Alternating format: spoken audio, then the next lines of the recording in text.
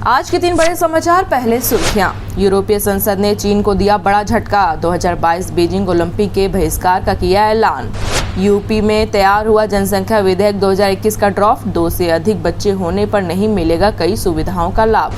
Uniform civil code को लेकर Delhi high court की बड़ी बात। लागू हो देश में समान नागरिक संहिता। संविधान के आर्टिकल 44 को लागू करने का यही सही समय। अब समाचार विस्तार से। यूरोपीय संसद ने चीन को बड़ा झटका देते हुए 2022 में होने वाली बीजिंग शीतकालीन ओलंपिक के बहिष्कार का ऐलान किया है।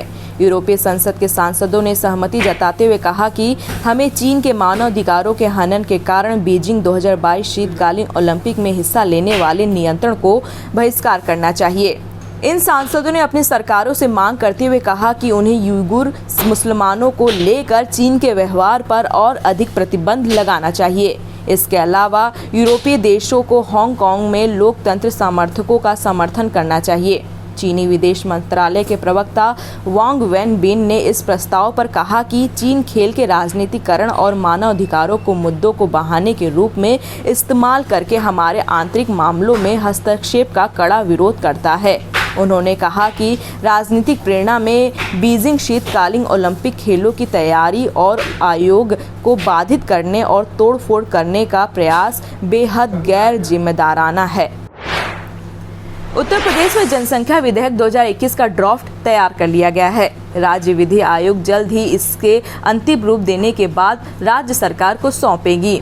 इसके तहत जिनके पास 2 से ज़्यादा बच्चे होंगे वे ना तो सरकारी नौकरी कर पाएंगे और ना ही चुनाव लड़ पाएंगे। आपको बता दें कि आयोग ने ड्राफ्ट को सरकारी वेबसाइट पर अपलोड कर दिया है। साथ ही 19 जुलाई तक जनता से राय मांगी है। इस ड्राफ्ट को ऐसे समय पेश किया गया है जब यूपी में 11 जुलाई को मुख्यमंत्री योगी आदित्यनाथ नई जनसंख्या नीति 2021 से 2030 जारी करेंगे। गौरतलब है कि राज्य विधि आयोग ने यह ड्राफ्ट खुद तैयार किया है। इस ड्राफ्ट को तैयार करने के सरकारी आदेश नहीं है। उत्तर प्रदेश राज्य विधि आयोग के प्रस्ताव के मुताबिक 2 से ज़्यादा बच्चों के माता पिता सरकारी नौकरी का आवेदन नहीं कर पाएंगे।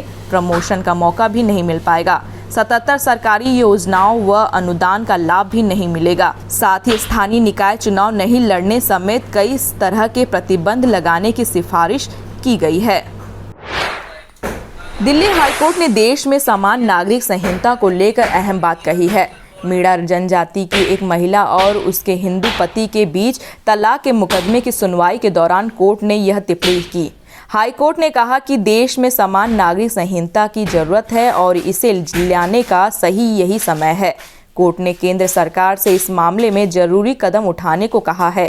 इस केस में पति हिंदू मैरिज एक्ट के हिसाब से तलाक चाहता है, जबकि पत्नी का कहना है कि वह मीणा जनजाति की है।